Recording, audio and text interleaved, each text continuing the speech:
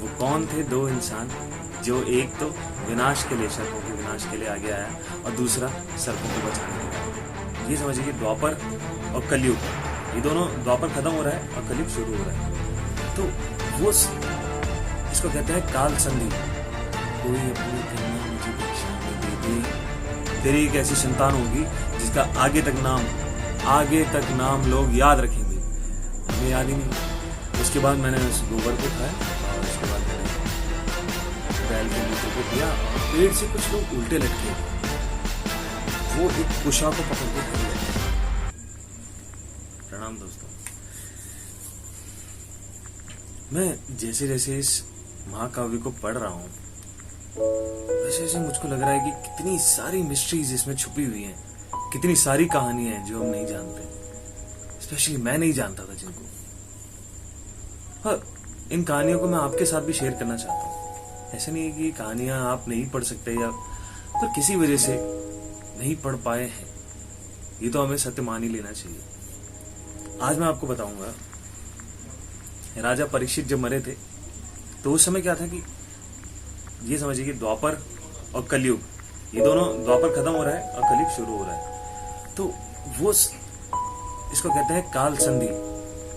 संधि काल भी कैसे, काल संधि मतलब द्वापर का काल और कलयुग का काल। कलयुग शुरू हो रहा है, द्वापर खत्म हो रहा है, और दोनों जब एक ऐसे पॉइंट पे हैं जहां पे एक समझ लीजिए एक कुछ पीरियड है, वो पीरियड चल रहा है, ट्रांजिशन पीरियड कह सकते हैं उसको।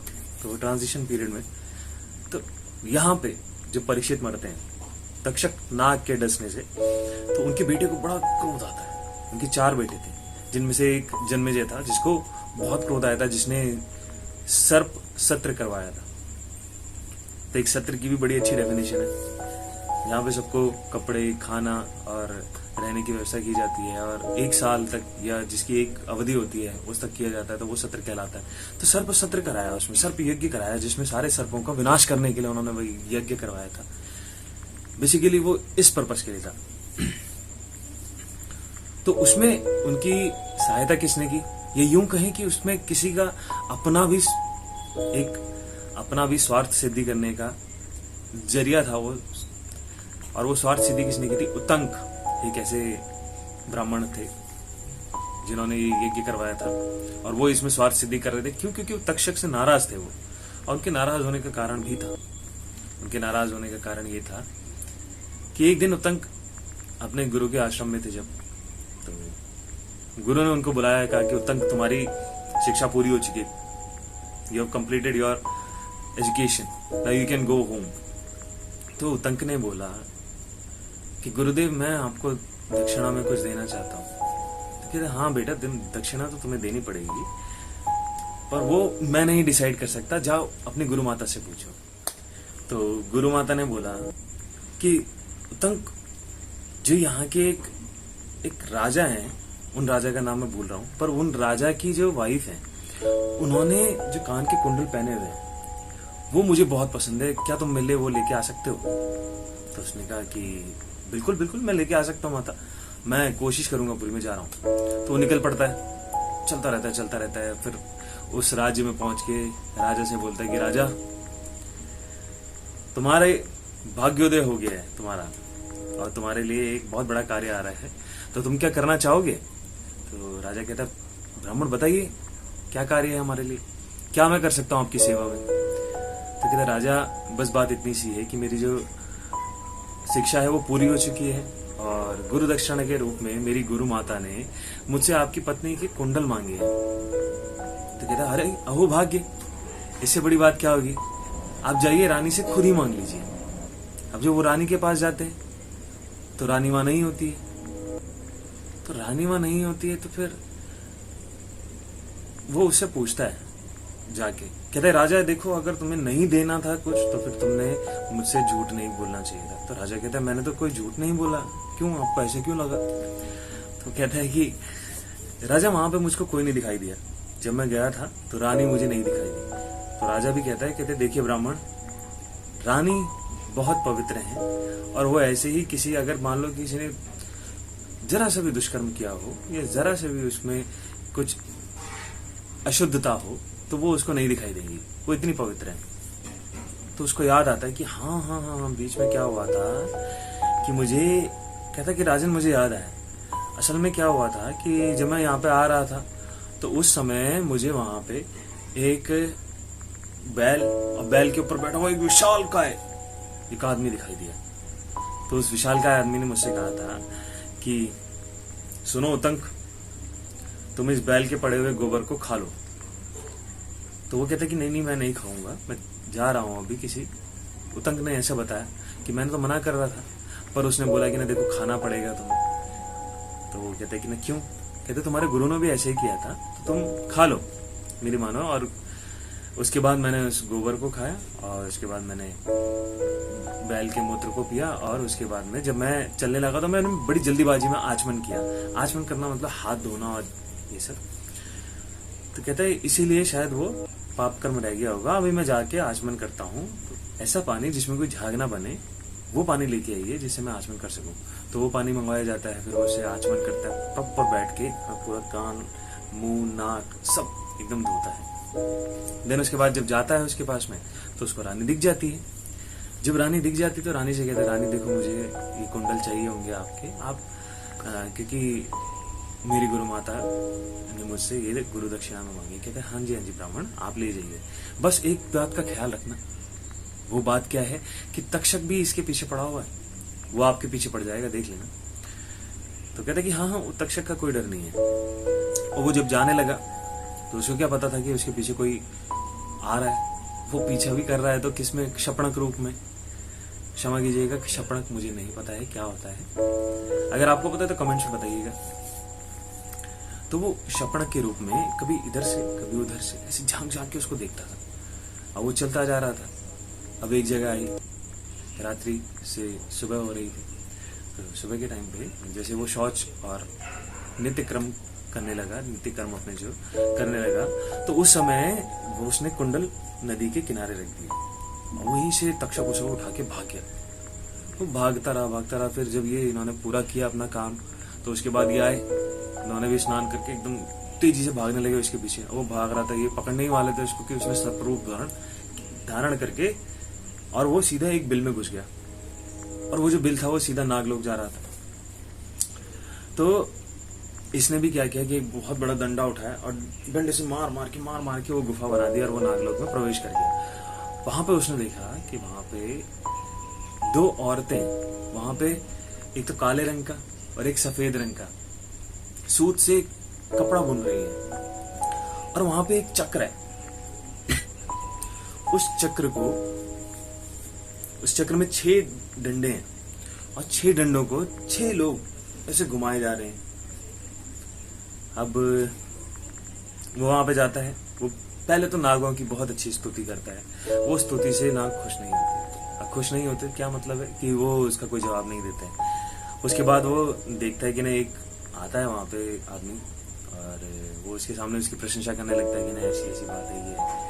तो उस पुरुष को बड़ा अच्छा लगता है, कहता है कि ना अच्छा, आप बताइए आपका क्या काम है, मैं यहाँ का राजा हूँ, आप बताइए मुझे कि ना आपका काम हो जाएगा, आप बताइए।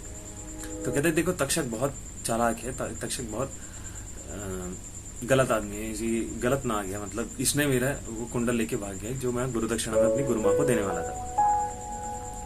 तो वो कहता है कि हाँ ऐसे ही होगा, तक्षक गाँव, तो वो इसे मंगवा लेता है, उसको दे देता है। और वो जब आता है घर पे तो गुरु जी पहले पूछते हैं उससे, कहते हैं कि कहाँ देर हो गई थी। तो कहते हैं कि गुरु जी बात ऐसी थी कि जब मैं आ रहा था तो आते समय तक्षक ने मेरा पीछा किया और तक्षक ने वो कुंडल ले लिए। अब तक्षक ने उससे कुंडल ले लिए थे, ये बात जान के गुरुजी को लगा कि अच्छा मुझे पूरा वृतांत जानना है। तो पूरा वृतांत जानने के लिए वो बताने लगा कि तो वो पूरी बात सही बताने लगता है। वो बताता है कि गुरु जब मैं आ रहा था तो उस समय मार्ग में, पहले तो जाने के टाइम की बात बताता है कि जब मैं जा रहा था उस समय मार्ग में मुझे एक बैल और एक विशाल काय बंदा मिला। वो उसने मुझे बोला कि गोबर खाओ और मूत्र पियो बैल का, क्योंकि ये तुम्हारे गुरु ने भी किया है। तो कहते अच्छा इसका मतलब तुम्हें इंद्र मिले थे और तुम इंद्र की कृपा से ही नागलोक से जीवित वापस आ गए। तो कहते हाँ गुरुजी मुझे ऐसे ही लगता है, पर कहता कि ठीक है, जो हुआ वो हुआ। तो गुरुजी की गुरु दक्षिणा पूरी हो गई।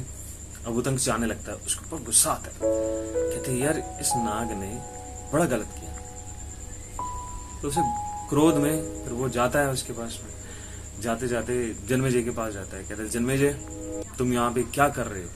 राजा जो तुम्हें करना चाहिए, करने योग्य कार्य तो तुम कर ही नहीं रहे, तुम तो ये सब चीजों में लिप्त हो, मोह भोग विलास। कहता कि ब्राह्मण मुझे बताइए कि ऐसा कौन सा काम है जो मेरे करने योग्य और मैं कर नहीं रहा हूं। तो वो उसे बताता है कि जन्मेजय तुम्हारे पिता का किस तरीके से देहांत हुआ तुम्हें पता है, तक्षक के काटने से, और उस सर्प के काटने से। जब उसका तुम्हारे पिता का देहांत हुआ तुम उससे बदला भी नहीं ले रहे हो, कुछ ऐसा कार्य नहीं कर रहे जिसकी वजह से उन सर्पों का अंत हो। तो जन्मेजय कहता है कि ना आप बताइए। कहता बात ऐसी है कि मुझे भी गुस्सा है उस सर्प पे, तक्षक ने मेरा भी काम बिगाड़ा है, और तुम्हारा ये धर्म है कि तुम अपनी प्रजा का पालन करो और तुम प्रजा के लिए स्टैंड लो। तो कहता ठीक है, क्या करना है? कहता कि एक सर्प यज्ञ करेंगे, उस सर्प सत्र में सर्प यज्ञ करने के बाद में सारे सर्पों का विनाश हो जाएगा, इतना सा करते हैं। कहते ठीक है डन। कह रहा आप तैयारी करो, मैं आपके साथ में सब तरीके से हूं, धन से, मन से, तन से, सब तरीके से। कहते ठीक है। अब यही बात आती है कि भाई ये जो चल रहा है वो सारे सर्पों का विनाश कर देगा। दूसरा बंदा जो है इसमें, दूसरा बंदा कौन है जो उसको बचाएगा सर्पों को? वो कौन है? वो है आस्तिक। आस्तिक की कहानी, आस्तिक की कहानी भी बड़ी जबरदस्त है। एक दिन एक टाइप के मुनि होते हैं, और वो मुनि कौन होते हैं? मतलब वो ब्राह्मण जो निकल चुके हैं, सिर्फ वो भिक्षा पे निर्वाह करते हैं। और ये एक क्लैन हुआ करती थी। ये क्लैन भी मत समझिए, एक तरीके से समझिए कि ना वो ब्राह्मणों का एक समूह है जो साथ में निकलता है। एक पर्पज है उनका कि वो जाते हैं, वो अपने आप में मोक्ष प्राप्ति के लिए, अपने आप को जानने के लिए, और सब चीजें, मतलब ऐसा त्याग, परम त्याग तरीके से कह सकते हैं कि वो किसी से कुछ मांग नहीं रहे हैं, बस एक भिक्षा। जहाँ पे वो रुक गए, जिस दिन संध्या काल जहाँ पे पड़ गया, मतलब जिस जगह से जा रहे हैं वहां पे अगर रात हो गई तो वहीं पे रुक जाएंगे। जो थोड़ा बहुत कुछ मिला उसे खा लिया, उसके बाद निर्वाण कर लिया। किसी से कोई डिमांड नहीं, किसी से कुछ नहीं, बस अपने आप को जानने की क्रिया और अपने आप को इस लेवल पे पहुंचा देना कि उसके बाद मोक्ष। तो उनको भी बहुत ऊंचा समझा जाता था। तो उनमें सबसे एक बहुत ही महान हुए जिनका नाम था जरत्कारु। तो जो जरत्कारु जी थे वो एक दिन जाने लगे। तो जाते समय क्या देखते हैं कि पेड़ से कुछ लोग उल्टे लटके हुए, वो एक कुशा को पकड़ के खड़े रहते हैं। नीचे से कुशा उग रही है, उस कुशा को पकड़ के खड़े रखे। नीचे एक चूहा है जो कुशा के बाकी भाग को काट रहा है। बड़ी इंटरेस्टिंग सी चीज है कि वो उसका अर्थ क्या बताते हैं कि वो जो उल्टे लटक रहे थे वो उसके पितर थे, और जो उसके पितर थे वो एक कुशा यानी उसी की डंडी को पकड़ के खड़े रखे हैं, और जो वो चूहा है वो काल है, और जो बाकी सारी चीजें हैं वो क्या है, उनके कर्म और वो सब चीजें जो उसके कर्म फल और जो उसके पितरों का जो भी, मतलब ये समझिए कि ना वो सब चीजों को नष्ट किए जा रहा है, उनके क्लैन को नष्ट कर रहा है बेसिकली। तो जरत्कारु ने पूछा कि ना अच्छा आप लोग कौन है, क्या है, आप ऐसे क्यों लटक रखे हैं और ये सब चीजें क्या चल रही है? तो पितरों ने बोला कि अरे हमारे कुल में एक बड़ा ही क्या बोले अभागा सा एक आदमी हुआ है जरत्कारु, और वो हमारे उद्धार ही नहीं चाहता। वो तो कहते क्यों, ऐसा क्यों? कहते कि वो शादी नहीं कर रहा है, जब शादी नहीं कर रहा है तो उसके बच्चे नहीं होंगे, बच्चे नहीं होंगे तो हमारा उद्धार नहीं होगा। उसे बड़ा अटपटा सा लगता है। तो कहता मैं ही वो अभागा हूँ जरत्कारु, आप बताइए क्या करना है? कह रहे बेटे देखो शादी कर लो, शादी करने के बाद में अपने बच्चे कर लो, क्योंकि अगर जब तुम शादी कर लोगे एंड देन नेक्स्ट जनरेशन कर दोगे तुम्हारे, ये समझ लो हमारा उद्धार हो गया, हमें तुमसे और कुछ नहीं चाहिए, बस इतना कर दो हमारे लिए, कर सकते हो तो वो कहता मेरी भी दो शर्त है, अगर कोई अपनी बेटी मुझको भिक्षा में दे दे तो मैं उससे शादी कर लूंगा। दूसरी शर्त, उसका नाम भी वही होना चाहिए जो मेरा नाम है। पितरों को लगा अब तो पता नहीं क्या ही होगा, हो भी पाएगा कि नहीं हो पाएगा, पर चलो देखते हैं, ठीक है। वो कहता अब जाइए आप, तो चले जाते हैं पितर अपने स्थान पर लौट के। और उसके बाद क्या होता है कि वो थोड़ी तपस्या में लीन हो जाता है, वो ये सोचने लगता है कि क्या होगा, तो वो ढूंढता है, ऐसी कोई कन्या नहीं मिलती है, कई बार वो तपस्या करके उठा ही होता है, तो उसने बहुत धीरे से बोलता है, कोई अपनी कन्या मुझे भिक्षा में दे दे। तो जब वो ऐसे बोलता है तो वहीं पास में वासुकी के गुप्तचर होते हैं, वो सुन लेते हैं, वो वासुकी को बता देते, कहते कि ना देखो एक ब्राह्मण है, वो ऐसे ऐसे कर रहा है, जाओ तुम्हारा टाइम आ गया। वासुकी उसके पास जाता है, कहते देखो देखो ब्राह्मण देवता, आपके लिए ये कन्या तैयार है, ये कन्या मैं आपको भिक्षा में दान देता हूँ। तो कहते कि ना आपने कहाँ से सुना? कहते कि ना उस चीज को छोड़ दीजिए, पहले मुझे बताइए कि ना आप इसको बस भिक्षा में ले लीजिए। कहते आप ही के लिए बनाए, ये समझ लीजिए कि आप ही के लिए इसको संभाल कर रखा था। कहते नहीं नहीं, पहले मैं इसका नाम जानूंगा, बताओ कन्या तुम्हारा नाम क्या है? कहते सर इसका नाम जरत्कारु है। कहते अच्छा इसका नाम जरत्कारु है, कहते तुम दान में दोगे? कहते ठीक है। तो प्रॉपर उनका पाणी ग्रहण संस्कार होता है, सब कुछ होता है। बाद में वो वासुकी से एक चीज और बोलता है कि अगर बस एक शर्त है, और वो क्या है कि अगर ये मेरी बात नहीं मानेगी तो मैं इसको छोड़ दूंगा। तो कहता ठीक है, वो आपकी अपनी अंडरस्टैंडिंग है कि उसके बाद क्या होता है, आप जाइए। शादी हो गई, सब कुछ हो। देन एक दिन वो उसकी बात नहीं मानती है किसी बात पे, तो वो जाने लगता है, कहता कि जा रहा हूँ। कहते अभी तो हमारा कोई भी संतान नहीं है, कुछ नहीं, तो मुझे अकेले छोड़े जा रहे हो। कहते तू डर मत, तेरी एक ऐसी संतान होगी जिसका आगे तक नाम लोग याद रखेंगे, हमें याद ही नहीं है। तो उन्होंने बोला कि तेरा एक बेटा होगा, जो बेटा होगा वो इतना परम प्रतापी होगा, तो देखते रहे, सब उसका नाम याद रखेंगे। तो उनका बेटा होता है आस्तिक। आस्तिक वो इंसान है जिसने अपने माता के कुल के, पिता के कुल के, दोनों कुल को उद्धार किया था। मतलब माता के कुल मतलब उसकी माता कौन है? वासुकी की बेटी। वासुकी कौन है? नाग। तो नागों का जब अंत होने वाला था तो आस्तिक ने बचाया, इसका मतलब माता के कुल को बचा लिया, उद्धार कर दिया। दूसरा किसका? पिता के कुल का। जब वो बेटा हो गया उनका, उसके बाद उसने भी शादी की, अपने बच्चे की। देन उसके बाद में क्या, उसके पितरों का उद्धार हो गया, क्योंकि जनरेशन टू जनरेशन बढ़ती रही और उसकी ब्रांचेस फैलती रही। उसके बाद उनके पितरों का आराम से वो मोक्ष प्राप्ति हुई, चले गए थे।